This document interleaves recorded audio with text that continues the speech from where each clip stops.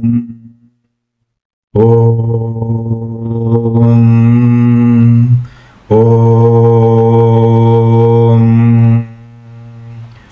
गम गणपतये नमः। ओम सं सरस्वत्यै नमः। ओम गं गुरुभ्यो नमः। ओम ब्रह्मा विष्णु रुद्र महेश्वर सदाशिव दुर्गा लक्ष्मी सरस्वती सावित्री राधा देवी नमः। ओम प्रसीद विश्वेश्वरि विश्वप्रसीदे प्रसीद विश्वेश्वरि वेदरूपिणी प्रसीद मायामे मंत्र विग्रहे प्रसीद सर्वेश्वरि सर्वरूपिणी। ओम शांति शांति शांति। ओम आनो भद्राः कृतपो इन्दु विश्वतः सदाशिवसमारम्भां शङ्कराचार्य मध्यमाम् अस्मदाचार्यपर्यन्तं वन्दे गुरुपरम्परां सर्ववेदान्तसिद्धान्तगोचरं तमगोचरं गोविन्दं परमानन्दं सद्गुरुं प्रणतोऽस्म्यहम्। ओम श्री सद्गुरु परमात्मने नमः। பக்த கோடிகள் அனைவருக்கும் என்னுடைய நமஸ்காரம். அம்பாள் கருணையினாலையும் ஆதிசங்கர பகவத்பாதருடைய அனுகிரகத்தினாலையும் நாம் இப்பொழுது சௌந்தரலஹரி என்கிறதான மகா ஸ்தோத்திரத்தினுடைய அர்த்தமாக தெரிந்து கொள்கிறோம். இன்னைக்கு 58வது ஸ்லோகம். இந்த ஸ்லோகத்துக்குரியதான மந்திரம் ஓம் ஸ்ரீ அகராஜன்ய தனயாயை நமஹா. ஸ்லோகத்துக்கு கொடுத்திருக்கிறதான பலஸ்ருதி என்பது புகழ் பெறவும் நோய் நீங்கவும் இந்த ஸ்லோக ஜபத் நமக்கு உபகாரமாக இருக்கும் அப்படின்னு ஆதிசங்கர பகவத்பாதர் சொல்கிறார். சங்கல்பம் வியாதி நிவர்த்தியர்த்தம் கீர்த்தி லாபார்த்தம் அஷ்டபஞ்சாசத் ஸ்தோத்திரம் ஜபேது. ஸ்லோகத்தில் எதை வியாக்கியானம் செய்கிறார் அப்படின்னா, திரும்பும் கண்களே தான், ஆனால் கண்களை தாண்டி காது பக்கம் போகிறார்.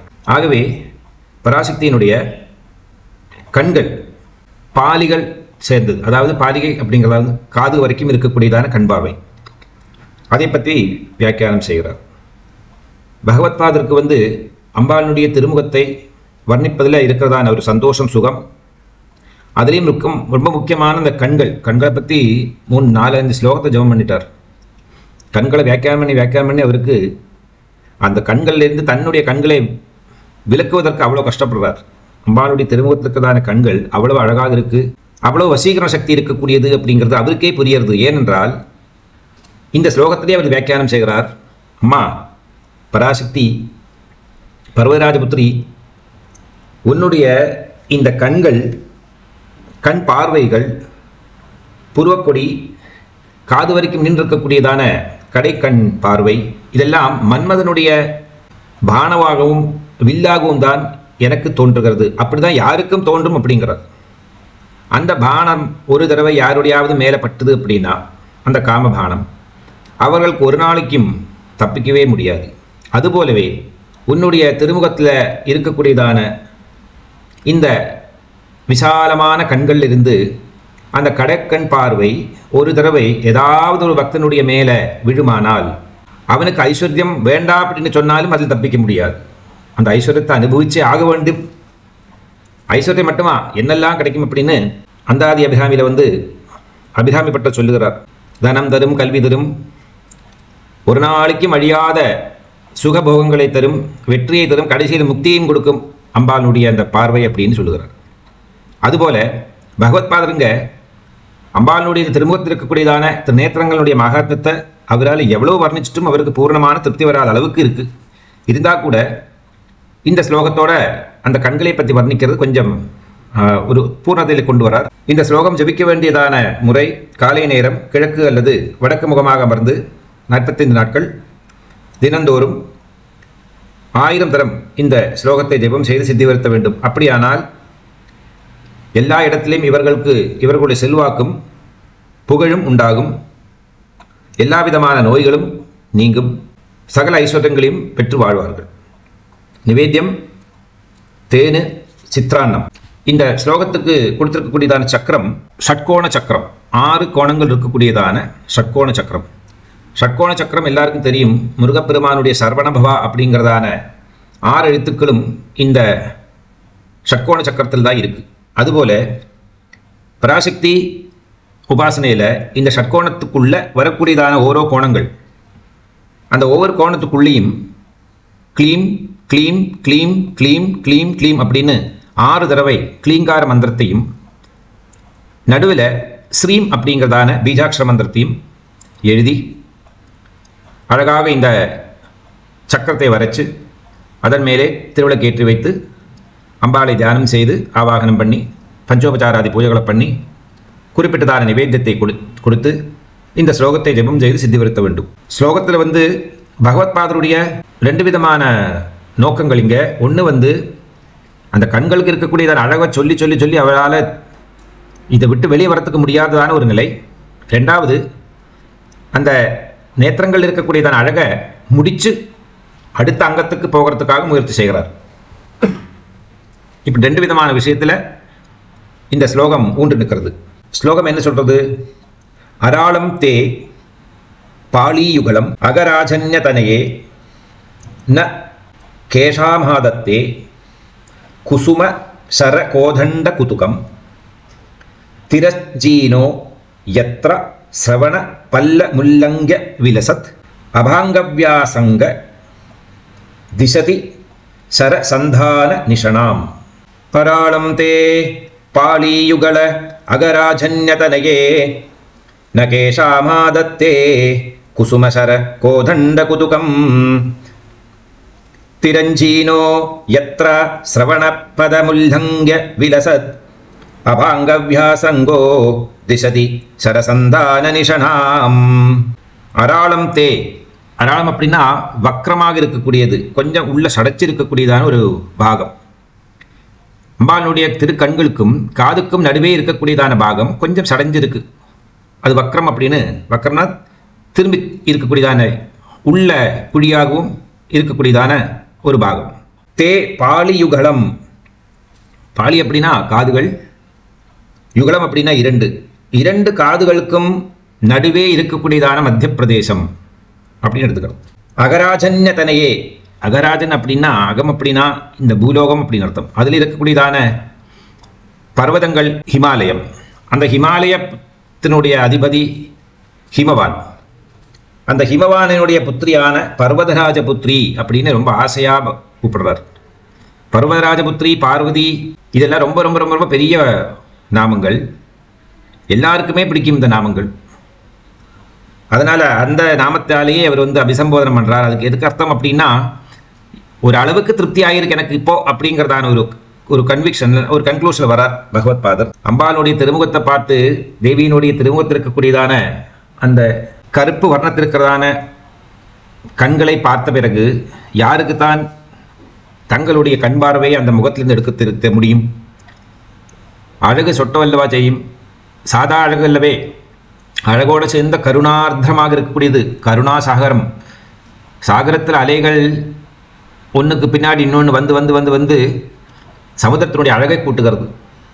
அதுபோல அம்பாளினுடைய திருமுகத்தில் இருக்கிறதான திருக்கண்கள் இருந்து வரக்கூடியதான அந்த ஒளி, அது என்ன பண்ணுறது அப்படின்னா, பக்தர்களுடைய இதயத்தையும் அவர்களுடைய மனசையும் அவர்களுடைய எல்லா விதமான எண்ணங்களையும் கவர்ந்து தனக்குள்ளே இழுத்து செல்லுகிறது. சீஷோரில் போய் நின்று பார்த்தா தெரியும், அலைகள் மேலேந்து வரது. அப்படி வந்த பிறகு அப்படியே கரையோரமாக அடிக்கும். அப்புறமா கரையில் இருக்கக்கூடியதான கொஞ்சம் மணல் இது எல்லாத்தையும் உள்ளுக்கு இழுத்துட்டு போகவும் செய்யும்.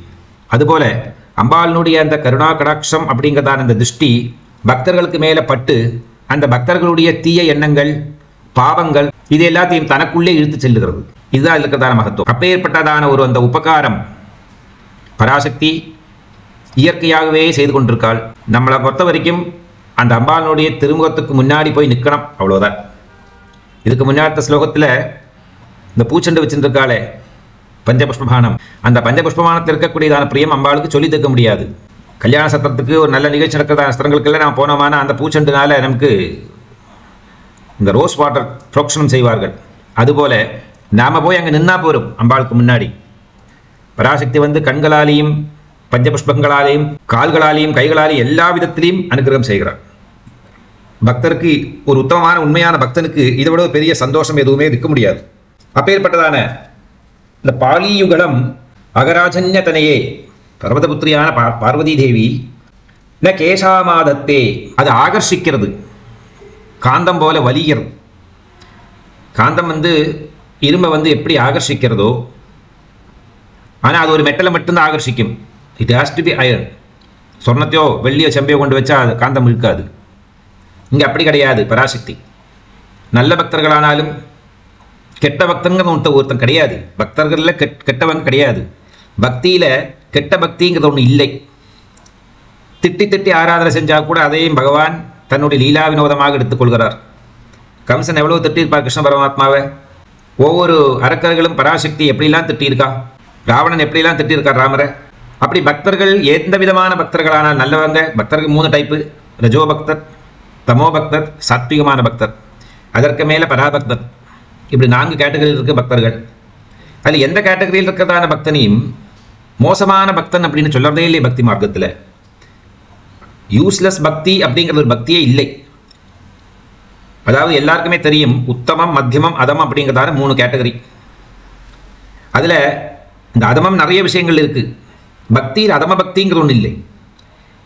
எந்த மார்க்கத்தில் இறைவனை நாம் பிரார்த்தனை செஞ்சாலும் அது அத்தனையும் பகவான் எடுத்துக்கொள்கிறார். ஒரு சின்ன குழந்தை தாய் தந்தைகளை பார்த்து திட்டினாலும் சிரிச்சாலும் அழுதினாலும் பாராட்டினாலும் அவங்க குழந்தைய மாரோட அணைத்து கொண்டு அந்த குழந்தை ஏதாவது கெடுதல் பண்ணியிருந்தால் சதுபதேசமும், நல்லது பண்ணியிருந்தால் பிரசம்சையும் பண்ணி ஆலிங்கனம் பண்ணி ஆசீர்வாதம் செய்கிறார்கள். அதுபோலவே ஜெகஜனனியான பராசக்தி கருணாசமுத்திரம் வடிவமானவள் அந்த அம்பிகையை அனைத்து பக்த ஜனங்களையும் ரொம்ப கஷ்டமே படாமல் தன்னுடைய ஆசீர்வாதத்தை கொடுக்கிறாள், தன்னுடைய கடாட்சத்தை அவர்களிடம் கொடுக்கிறார். ஆனால் அம்பாள் கொடுக்கக்கூடியதான அந்த ஆசீர்வாதத்தை வாங்கி கொள்ளாமல் மறுத்து போகிறது அவ தலையில் இருக்குது. அவங்க என்ன பிராரப்த கர்மத்தை அனுபவிக்க வந்திருக்காங்களோ, பூர்வ ஜன்மாக்களில் எவ்வளவு பகவானை திட்டி இல்லைன்னா பகவானுடைய செயல்களில் ஈடுபாடு இல்லாமல் விலங்குகளைப் போல வாழ்ந்து அரக்க குணம் படைத்து அசுரர்களைப் போல செயல்பாடில் ஈடுபட்டதான் அந்த ஜீவன் எப்படி இந்த ஜென்மாவில் இறைவனிடம் பக்தி சிரத்தை உண்டாகும்? ஒரு நாளைக்கு உண்டாகாது. இருந்தாலும் அவர்களும் தன்னுடைய புத்திரன் தன்னுடைய புத்திரி என்கிறதான முறையில் அம்பாள் கடாட்சம் பண்ணிகிட்டே தான் இருக்கா. அதை வாங்கிக்காமல் போகிறது அவளுடைய தலையெழுத்து விதி இழுத்து போகிறது சில நேரத்தில். இங்கே என்ன சொல்லி வர்றார் அப்படின்னா, யாருக்கு தான் உன்னுடைய இந்த திருமுகத்தில் இருக்கக்கூடியதான இந்த திருக்கண்கள் அதுலேருந்து வரக்கூடியதான அந்த பார்வை காதை தொலைச்சிட்டு வெளியே போகலவா செய்கிறது. அதாவது காதுகளுக்கும் வெளியே இந்த திருஷ்டி செல்லுகிறது. திருஷ்டியினுடைய நோக்கம் என்னவாக இருக்க வேண்டும் அப்படிங்கிறது மட்டும்தான் இதில் முக்கியம். சக்ஷு தீட்சா அப்படின்னு ஒரு தீட்சையே இருக்கு. கண்களால் பார்த்து தீட்சை கொடுக்கறதா சம்பிரதாயம். அதுபோல அம்பாளுங்க என்ன பண்றா அப்படின்னா, கடாட்ச வீக்ஷணம் எங்கேயோ நின்று இருக்கிறதான ஒருத்தனை கூட அது அந்த பிரபஞ்சத்தினுடைய சீமா தாண்டி இருக்கக்கூடியதான அம்பாளுடைய அந்த திருஷ்டி பிரபஞ்சத்தை கட்டுப்படுத்தி கிளிப்த பிரம்மாண்ட மண்டலாயே நமஹா, நமக்கெல்லாம் பிரபஞ்சத்தை கட்டுப்படுத்த முடியாது, அளக்க முடியாது, தெரிஞ்சு கொள்ள முடியாது. இருந்தாலும் ஒரு சுமார் அப்ராக்சிமேஷன் கால்குலேஷன்லாம் போட்டு வச்சிருக்கா மாடர்ன் சயின்ஸு. சும்மா ஊரே மாத்திரத்துக்கு யாருக்கு தெரியும் இது கரெக்டாக ராங்காது. ஆனால் அம்பாளுக்கு தெரியும் இந்த பிரபஞ்சம் இந்த மில்கி வே எவ்வளோ வரைக்கும் இருக்குது அப்படின்னு. அதனால தான் கிளிப்த பிரம்மாண்ட மண்டலாயே நமஹான்னு சொன்னான் லலிதா சஹஸ்ரநாமத்தில். கிளிப்தம் அப்படின்னா அந்த லிமிடேஷன்ஸ், அதனுடைய பவுண்டரி என்னன்னு அம்பாளுக்கு தெரியும். அதையும் தாண்டி இருக்கு அம்பாளுடைய திருஷ்டி. அந்த ஆசாபாசத்தோடு இருக்கக்கூடியதான கருணா கடாட்சம் அப்படிங்கிறது என்ன சொல்லி வர்றாருன்னா, குசுமசர கோதண்ட குதுகம் பஞ்சபுஷ்பபான தனுஷனுடைய அழக இங்கே சொல்லுகிறார். அதை விட அழகாக இருக்கோ இல்லை அந்த அழகுக்கு காரணமாக இருந்ததான பானங்களோ அப்படிங்கிறதான ஒரு கௌதுகமான ஆச்சரியகரமான ஒரு விஷயத்தை எடுத்து சொல்லுகிறார். திரஞ்சீனோ யத்ரா, அது கொஞ்சம் இந்த வளைந்து இருக்கிறதான இந்த பாகம் காமனுடைய வில்லு போல இருக்கிறது அப்படிங்கிறதான பாவத்தை சொல்லுகிறார். இதில் எந்த விதமான சந்தேகம் வராது, எல்லாரும் ஒத்துக்கொள்வார்கள் நாம் சொல்றதான இந்த சத்தியத்தை அப்படிங்கிறார். சிரவண பல்ல முல்லங்கிய விலசத், அந்த கர்ணங்கள்லேருந்து வரக்கூடியதான இந்த நேத்திர திருஷ்டிங்கிறது நல்ல காந்தி வசமாக பயங்கரமான அட்ராக்டிவ் பவர் இருக்கக்கூடியதான அந்த திருஷ்டிங்கிறது காதை தொலைத்து கொண்டு வெளியே செல்லுகிறது. விலசத் அப்படின்னா சோபிதமாக இருக்கக்கூடியது, பிரகாசகிருதமாக இருக்கக்கூடியது, அட்ராக்டிவாக இருக்கக்கூடியது. அபாங்க வியாசங்கா திசதி, அந்த கடாட்சத்தினுடைய நீளம், அந்த கடாட்சம் எந்த அளவுக்கு எல்லை கடந்து செல்லக்கூடியதான அந்த பராசக்தியினுடைய அந்த கடாட்சத்தை திசதி அதுதான் செய்கிறது. இந்த திருஷ்டி கர்ணத்தையும் தாண்டி செல்லுகிறது. சரசந்தான நிஷனாம், இது இந்த சம்யோஜிதமாக, அதாவது காமபானம் என்பது பஞ்சபுஷ்பபானங்கள் எப்படி பண்றது அப்படின்னா கர்ணத்தை தாண்டி வெளியே செல்லுகிறது அப்படிங்கிறதான அந்த ஆச்சரியத்தை இவர் மட்டுமல்ல பார்க்கிறார். அவர் என்ன சொல்றார் பகவத்பாதர் அப்படின்னா, இதுல யாருக்குமே சந்தேகம் இருக்காது, எல்லாரும் தான் அப்படிதான் நம்ப போறா. காமராஜன் தன்னுடைய பானத்தை வில்லில் பூட்டி அதுவாக பிரயோகம் பண்றார் அப்படிங்கிறதான ஒரு தத்துவத்தை தான் உணர முடியும். உன்னுடைய திருமுகத்தை பார்த்து கர்ணங்களையும் கண்களையும் சேர்த்து பார்த்தோமானா அப்படிதான் ஒருவனுக்கு புரிந்து கொள்ள முடியும். 2 காதுகளுக்கும் நடுவே இருக்கக்கூடியதான அம்பாளுடைய இந்த திருஷ்டி அந்த வில்லிலிருந்து பாய்ந்து வெளியே வரக்கூடியதான பானம் போல இருக்கிறது. அதனால்தான் காதுகளுக்கும் கண்களுக்கும் இடையே வளைவாக உள்ள உன்னுடைய அந்த கன்னங்கள் மன்மதனுடைய வில் என்று யாருக்கு தான் தோன்றாது? எல்லாருக்கும் அப்படிதான் மனசில் படும். காரணம், இந்த கன்னத்தில் உன்னுடைய கடாட்சம் காதுகளையும் தாண்டி பிரகாசிப்பதனால மன்மதன் பானங்களை பிரயோகம் செய்வது போலத்தான் இருக்கும். மன்மதனுடைய பானங்களினுடைய மகத்துவத்தை நான் முன்னாடி சொன்னேன். ஒரு தடவை மன்மதன் பானத்தை பிரயோகம் செய்து விட்டானால் யாராலையும் தப்பிக்க முடியாது. எல்லாரும் அதுக்கு அடிமையாகத்தான் ஆக வேண்டும். அதனால தான் முதல்ல ஸ்லோகங்கள் நான் முன்னாடி சொன்னேன், காமராஜனை வென்றதான பரமசிவனுக்கு கூட தபசு கலைஞ்சது. தபசு கலைஞ்சது அப்படின்னு என்ன அர்த்தம்? சிவனையும் வென்று விட்டார் முதல்ல, அதன் பிறகு பகவானுடைய கோபதாபாக்னியாக அவனுக்கு மரணம் ஏற்படுது, சரீரம் கைவிட்டு போச்சு. வென்றதான அர்த்தம். அதில் பரமேஸ்வரன் வாய்மொழியின் பேசாமல் இருக்கு தனவானம். இதுதான் என்னுடைய மகத்துவம். அதற்கு காரணம் என்ன? அந்த சிவனுடைய தபஸை கூட கலைக்கிற அளவுக்கு சக்தி எதனால் வந்தது அப்படின்னா அம்பாளினுடைய திருஷ்டி தான் காமபானம் என்பது. அதனால தான் தெய்வீக உபாசனையில் ரொம்ப தீவிரமாக இன்வால்வ் ஆகிறவங்க முதல்ல அடிமையாகிறதுக்கு அப்படின்னா காமத்துக்குத்தான். காமகோஷ்டிகளுக்கு அவள் அடிமையாகி விடுவார்கள். அந்த பக்கம் தாண்டி போகவே முடியாது, அதோட தீர்ந்தது. அதுக்கப்புறம் செல்லறதுக்கு ரொம்ப கஷ்டம். ஏன்னா எல்லா உபாசனைகளிலையும் சிறந்ததான டாப் மோஸ்ட் உபாசனை தான் சக்தி உபாசனை. பிரம்மாதிகள் கூட சக்தி உபாசனை தான் செய்கிறார்கள். அனைத்து பிராமணர்களும் சக்தி உபாசனையை தான் செய்கிறார்கள் காயத்ரியோடு பேரில். காயத்ரீம் ஆவாஹயாமி, சாவித்ரீம் ஆவாஹயாமி, சரஸ்வதீம் ஆவாஹயாமி அப்படின்னு 3 தடவை காயத்ரி, சாவித்ரி, சரஸ்வதி அப்படிங்கிறதான பேரில் சவித்திர மண்டலத்தில் பிரம்மாண்டத்தில் ஜொலிக்கக்கூடியதான பிரம்மாண்ட நாயகியான பராசக்தியை தியான ஆவாகனம் பண்ணி காயத்ரி மந்திரத்தை ஜபம் செய்கிறார்கள். காயத்ரி மந்திரம் என்பது பிரம்மரசத்தை, பிரம்மசுகத்தை கொடுக்கக்கூடியதான மந்திரம் காயத்ரி மந்திரம். சாதா மந்திரம் கிடையாது காயத்ரி மந்திரம். மகாமந்திரத்துக்கும் மகாமந்திரமாக இருக்கக்கூடியது. ஆகவே அம்பாளுடைய அந்த கடாட்சம் என்பது பரமசிவனையும் அடக்கிவிட்டது. ஆகவே சக்தியினுடைய அந்த பார்வை பக்தர்களாக இருக்கக்கூடியதான நம்மளுடைய உடம்பில் படுமானால், அம்மா நீ என்ன பாருன்னு சொல்லக்கூட வேண்டாம். பவானித்வம் தாசியமயி விதர சௌபாகிய ஜனனீம், அந்த பவானித்வம் அப்படின்னு சொல்றதுக்குள்ளே அம்பாள் கடாட்சம் கொடுத்துட்டா அப்படிங்கிறதுக்கு முன்னாடி ஸ்லோகத்தில். அதனால நம்மளை பொறுத்த வரைக்கும் அம்பாளுடைய ஒரு சித்திரப்படமாகட்டும், இல்லை உருவமற்றதான நிலையாகட்டும், இல்லை திருவிளக்கு முன்னாடி உட்கார்ந்தாகட்டும், அம்பாள் பார்த்து கொண்டிருக்கோம், நாம் அம்பாள் என்னை பார்த்து கொண்டிருக்காங்கிறதான ஒரு நம்பிக்கை.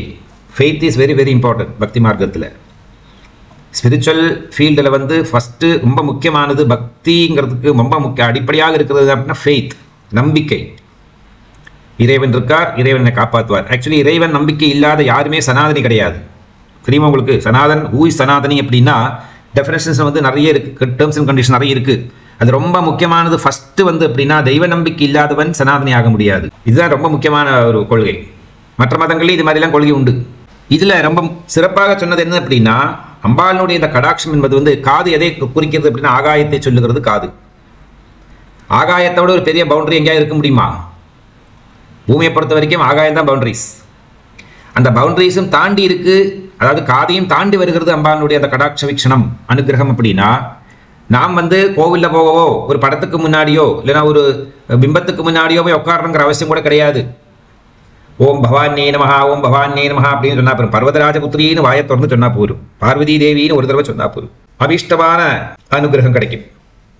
ஆனால் நிறைய பேர் கேட்பா, ஒரு தடவை 2 தடவை இந்த பகவான் நாம சொன்னாலே அதெல்லாம் கிடைக்கும், அது கிடைக்கும் சொல்றாலே எதுவும் கிடைக்க மாட்டேங்கிறத விட்டு போகிறது. ரொம்ப முக்கியமான காரணம் அதுக்கு நம்பிக்கை.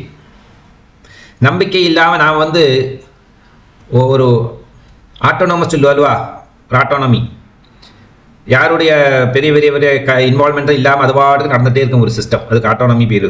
அது மாதிரி ஏதோ தலையிலேருந்து காலையில் தூங்கி இருந்தாச்சு, இனிமேல் தான் பகவான் நாம சொல்லுவோம், ஏதோ சந்தியாந்தம் பண்ணி வைப்போம், தண்ணி கொட்டி வைப்பாங்க, எல்லாம் அசுத்தம் பண்ணுவோம் அப்படிங்கிறான ஒரு எண்ணத்தை விட்டு நாம் செய்கிற நேரத்தில் பகவான் நம்ம கூடயே உட்கார்ந்து இதெல்லாம் வாங்கிக்கிறார் அப்படிங்கிறதான அந்த ஒரு கன்விக்ஷன், ஒரு பயங்கரமாக திருடமான நம்பிக்கை தேவை. அதனால நான் எப்போவுமே எல்லா இடங்கள்லையும் சொல்கிறது என்னுடைய சொற்பொழில் இதுதான், பகவானை ஒரு டிஃப்ரெண்ட்டாக பார்க்கவே கூடாது. நம்ம கூடயே இருக்கிறதான ஒரு ஜீவனாக தான் பார்த்துக்கணும். நாம் நம்ம ஜீவனை எப்படியெல்லாம் கவனிக்கிறோமோ அந்த ஜீவன் குடிகொள்றதான இந்த உடம்பை சீராட்டி பாராட்டி செட்டு போட்டு பவுடர் போட்டு புதுசு வஸ்திரங்களை போட்டு எப்படிலாம் நம்ம வந்து கவனிச்சுட்டு வரோமோ அதுபோலவே எல்லாத்துக்கும் முதல்ல வந்து தன்னுடைய பர்சனல் காட் யார் வேணா ஆகலாம். அந்த எல்லை தெய்வத்திலிருந்து பரமாத்மா வரைக்கும் எல்லாரும் ஈக்குவல் தான். பரமாத்மா ஏதாவது நம்ம கொடுக்க போறார் அப்படின்னா நம்மளுடைய சூப்பர்வைசர் வழியாகத்தான் நமக்கு வரும் அந்த பெனிஃபிட். அதாவது நம்ம வந்து வழிபடக்கூடியதான தேவதை எப்பேற்பட்ட தேவதையான பரவாயில்லை, அந்த தேவதை மூலமாகவே நமக்கு கொடுப்பார். அப்போதான் இந்த பக்தனுக்கு அந்த தெய்வத்தை வந்து ரெஸ்பெக்ட் பண்ண தோணும். கொடுத்தது வேறு யாராவது இருக்கலாம், நம்ம கையில் வந்து சேர்றது. ஃபார் எக்ஸாம்பிள் சென்ட்ரல் கவர்மெண்ட் ஒரு ஸ்கீமை கொடுத்து அப்படின்னா பக்கத்து ரேஷன் கடையிலிருந்து கிடைக்க போகிறது. ரேஷன் கடையை நமக்கு கொடுத்தது இல்லை. அந்த மத்திய அரசினுடைய ஒரு திட்டம் எதெல்லாமோ டிபார்ட்மெண்ட்டை சுற்றி வந்து கடைசியில் வந்து டிஸ்ட்ரிபியூஷன் சென்டரில் இருக்கிறதான அந்த ரேஷன் ஷாப்பில் நமக்கு கிடைக்கிறது, கை வருது. ஸோ கொடுக்கறது பரமாத்மா அங்கே அனுகிரகம் பண்ணால் கூட நம்ம கையில் வந்து சேர்றது நம்ம வழிபடக்கூடியதான நம்ம கிராமத்தில் இருக்கக்கூடியதான கோவில் இருக்கிறதான தேவதையாகவோ இல்லை வீட்டில் பூஜை செய்யக்கூடியதான அந்த சித்திரப்படத்தில் இருந்தோ இல்லை திருவிளக்கில் இருந்தோ எங்கிருந்து வேணால் நமக்கு கிடைக்கும். டிஸ்ட்ரிபியூஷன் எந்த ஒரு மார்க்கத்தை தான் நம்ம கையில் வரும். இந்த நம்பிக்கை நமக்கு எப்பவுமே தேவை. இந்த சின்ன பகவானுக்கு என்ன பண்ண முடியுமோ அதுதான் பெரிய பகவான் பண்ணுவார். பகவானை வந்து ஒரு நாளைக்கு இன்சல்ட் பண்ண மாட்டார். மனிதர்கள் தான் இன்னொருத்தர் இன்சல்ட் பண்ணுற வழக்கம். ஆகவே பகவான் வந்து இந்த பக்தன் இந்த நம்பிக்கை வச்சிருக்கார் அப்படின்னா அது யாருக்கிட்ட நம்பிக்கை வச்சிருக்கா அவர் வழியாகவே கொடுப்பார். அப்போ இன்னும் பக்தி திடமாகும், நம்பிக்கை அதிகமாகும். இதுதான் பக்தி மார்க்கத்தில் ரொம்ப தெரிஞ்சுக்க வேண்டியது ஒரு முக்கியமான ஒரு ரகசியம். ஆகவே அம்பாளினுடைய அந்த அனுகிரகம் எல்லை கடந்து நாம் இருந்தால் கூட, அதாவது இந்த எல்லை அப்படிங்கிறது இந்த பூலோகத்தில் இந்த பிரபஞ்சத்தை ஒட்டி வாழ்கின்றதான தாவர ஜங்கமத்தில் இருக்கிறதான ஜீவராசிகள், இவருக்கு மேலாக இருக்கிறதான பல உலகங்கள் இருக்கு. அந்த உலகத்துக்கும் போய் சேர்கிறது அம்பாளுடைய அந்த அனுகிரகம், கடாட்ச வீக்ஷணம். அதனால தான் பகவத் பாதர் வந்து இந்த ஸ்லோகத்தில் அம்மா இனி இதுக்கு மேலே வர்ணிக்க முடியாது அவர் கண்களை பற்றி. பவுண்டரி வரைக்கும் போன ஸ்லோகத்தில் சொன்னார். இந்த ஸ்லோகத்தில் அந்த பவுண்டரி கடந்து இருக்கக்கூடிய நிலையை சொல்லுகிறார். அதாவது காது என்பது வந்து ஆகாயத்தை ரெப்ரசன்ட் பண்ணுறது. நம்மளுடைய உடம்பில் இருக்கிறதான உறுப்பிகளில் காது, கர்ணங்கள் என்பது ஆகாச தத்துவம். அதே மாதிரியே புஷ்பங்களும் ஆகாச தத்துவம். அப்போ இந்த ஆகாயத்தையும் தாண்டி நிற்கிறது அப்படின்னு அர்த்தம். அப்புறமா மெஷரே பண்ண முடியாது, இன்ஃபினைட் லெவல் ஆகிடுறது. அதனால தான் பக்தன் எந்த உலகத்தில் இருந்தாலும் எந்த இடங்களில் இருந்தாலும் எப்பேற்பட்ட நிலையில் இருந்தாலும் பராசக்தியை வந்து மனசார தியானம் பண்ணினாலே போரும். அம்பாளினுடைய அந்த கடாட்சம்ங்கிறது வந்து டே டைமில் சூரியன் வழியாக கிடைக்கும், நைட் டைமில் சந்திரன் வழியாக கிடைக்கும். இதுமாதிரி சந்திரனும் சூரியன் ரெண்டு பேரும் இல்லைனா கூட நட்சத்திரங்கள் வழியாக கிடைக்கும். இப்படி ஏதோ ஒரு மார்க்கத்தில் பிரகாசகிருதமாக அம்பாளினுடைய இந்த அனுகிரகம், அந்த கண் பார்வை என்கிறதான அந்த கடாட்சம் என்பது வந்து பக்தர்களுடைய மேலே அது பாட்டுக்கு வந்து பாய்ந்து விடும் அப்படிங்கிறதுக்கு எந்த விதமான சந்தேகம் இல்லை அப்படிங்கிறதான ஒரு தத்துவத்தில் பகவத்பாதர் ரொம்ப ஊன்று நம்பிக்கையோடு நிற்கிறார். ஆகவே பராசக்தியினுடைய பாதங்களில் நமஸ்காரத்தை பண்ணி, அம்மா பர்வதராஜபுத்திரி மகா திரிபுர சுந்தரி, உன்னுடைய இந்த திருமுகத்தில் இருக்கிறதான நேத்திரங்கள், அதுலேருந்து வரக்கூடியதான கடாட்ச வீக்ஷணம் பக்த ஜனங்களுக்கு சபரிவிதமான ஐஸ்வர்யங்களையும் கொடுத்து எல்லா விதமான நோயும் நீங்கி, மனிதனுடைய வாழ்க்கையில் நோய் இருக்கக்கூடாது, அதே நேரத்தில் வந்து ஐஸ்வர்யமாகவும் இருக்கணும். தரித்திரமாக 120 வயசு வரைக்கும் என்ன பிரயோஜனம்? ஒரு யூஸும் கிடையாது. அதெல்லாம் முன்னாடியே வேகம் போய் சேர்றது நல்லது. வாழற ஆளுக்கு வந்து தனம், தானியம், சர்வவிதமான சம்பத்து இதெல்லாம் அனுபவிக்கக்கூடியதான அழகான உடம்பு எல்லாம் வேணும். எல்லாம் இருந்தால் தான் ஆயுசுக்கு ரெஸ்பெக்ட். ஒன்றுமே இல்லாமல் ஆயுசு இருந்துட்டு நித்தியகண்டம் பூர்ண ஆயுசு சொல்கிற மாதிரி டெய்லி மரணத்தை பார்த்து வருது. ஆனால் ஆயுசு தீர்க்க ஆயுசு 120 வயசுக்கு மேலே. அப்படி வாழ்றது என்ன அர்த்தம்? இந்த காலத்துலலாம் அப்படி வாழவே கூடாது. வாழ்ந்தால் அவங்களுக்கெல்லாம் பிரச்சனை, கூட இருக்கிறவங்களுக்கெல்லாம் அவ்வளோ பெரிய தலைவலியாக போயிடுது. விடவும் வழியில் வச்சுக்கோ வழியில் அப்படிங்கிற மாதிரி ஆகுது. இதுதான் சத்தியம். அதனால் எப்பெல்லாம் நமக்கு தோன்றுகிறதோ, எப்பெல்லாம் ஒரு நிமிஷமாவது நமக்கு உணர்ச்சி இருக்கிறதோ ஜாகிரதாவஸ்தையில், அப்பெல்லாம் பவானித்தம் தாசியமயி விதர சௌபாகிய ஜனனீம் அப்படிங்கிறதான அம்பாளுடைய பவானி அப்படிங்கிறதா நாமத்தை, பார்வதி அப்படிங்கிறதா நாமம், உமா அப்படிங்கிறதா நாமம், காத்தியாயினி அப்படிங்கிறதா நாமம், மாதவி அப்படிங்கிறதா நாமம், பராசக்தியினுடைய திருநாமங்களை சொல்லிக்கொண்டே இருக்க வேண்டும் சதா சர்வ காலத்திலையும். எந்த நேரத்திலையும் எப்பேற்பட்ட நிலையிலையும் இந்த மந்திரங்களை சொல்லலாம். பீஜாட்சம் சொல்கிறத மட்டும்தான் கொஞ்சம் கண்டிஷன்ஸ் எல்லாம் உள்ளது. அது இல்லாமல் வேறு எந்த விதமான ரெஸ்ட்ரிக்ஷன்ஸும் இல்லை. ஆகவே பெற்ற தாயை வந்து குளிச்சுட்டும் போய் தொட்டுக்கலாம், குளிக்காமலும் போய் தொடலாம். சுத்தம் ரூல்ஸ் அண்ட் ரெகுலேஷன்ஸ் எதுவும் அப்ளிகபிள் கிடையாது அம்மா அப்பாவை போய் தொட்டுக்கிறது குழந்தைகளுக்கு, இல்லையா? அதே மாதிரி மற்ற தெய்வங்களுக்கெல்லாம் நிபந்தனைகள் உண்டு, டேர்ம்ஸ் அண்ட் கண்டிஷன்ஸ் எல்லாம் உண்டு. இப்படி ஜபிக்கணும், அப்படி ஜபிக்கணும். அம்பாவை பொறுத்த வரைக்கும் ஒன்றும் இல்லை. அதனால தான் பராசக்தியுடைய நாமத்துக்கு பேரே Lalita, highest flexible goddess. Lalita அப்படின்னா ரொம்ப சரளமான ஒரு தேவி. யாருக்கானாலும் படித்தவனுக்கும் படிக்காதவனுக்கும் பணக்காரனுக்கும் ஏழைக்கும் நோயாளிக்கும் சௌக்கியமாக இருக்கணும் எல்லாருக்கும் பிரார்த்தனை பண்ணுறதுக்கு அதிகாரம் இருக்கக்கூடியதான் தெய்வீகமான சக்தி. பஞ்சபிரம்மாசன ஸ்நான பரமேஸ்வரி பராசக்தி மகா ஜெகன்மாதா காமேஸ்வரி பகமாலினி அப்படிங்கிறதான அந்த பரமேஸ்வரியை வந்து நித்திய தியானம் சதா சர்வகாலமும் செய்ய மறக்கவே கூடாது. நமக்கு கண்கள் காண்கிறது, காதுகள் கேட்கறது, மூக்கு மணக்கிறது, நாக்கு ரசிக்கிறது அப்படின்னா இந்த சுகத்தை எல்லாம் அனுபவிக்கக்கூடியது இந்த பஞ்ச புஷ்பபானங்கள்லேருந்து வரக்கூடியதான சக்தி தான். ஆகவே பஞ்சபூத ஸ்வரூபிணியான பரமேஸ்வரி பஞ்சபூதங்களுக்கும் தாயாராக இருக்கக்கூடியவள். நம்மளுடைய உடம்பில் ரொம்ப பெரிய முக்கியமான கான்ட்ரிபியூஷன் சப்ததாதுக்களும் பஞ்சபூதங்களும் தான். அப்புறம் தான் தசப்பிராணன் அது இதெல்லாம் வந்து ஆடாக மொத்தம் 36 தத்துவங்களாகுது பிருத்திவியிலிருந்து நாதம் வரைக்கும். இப்படி சர்வத்துக்கும் காரணமாக இருக்கிறதான அம்பாளுடைய திருவதனத்திலிருந்து வரக்கூடியதான இந்த திருஷ்டி அனைத்து பக்தி ஜனங்களுக்கும் க்ஷேமத்தையும் ஆரோக்கியத்தையும் ஐஸ்வர்யத்தையும் கொடுக்கிறது அப்படிங்கிறதான தத்துவத்தை சொல்லி நமஸ்காரத்தை செஞ்சார். அராளம் தே பாலியுகள அகராஜன்யதனயே நகேஷாமாதத்தே குசுமசர கோதண்ட குதுகம் திரஞ்சீனோ யத்ரா ஸ்ரவணபதமுல்லங்க விலசா அபாங்கவ்யாசங்கோ திசதி சரசந்தான நிஷணாம். ஓம் பராசக்தே நமः. சர்வம் ஜெகதம்பார்ப்பணமஸ்து. ஹரி ஓம்.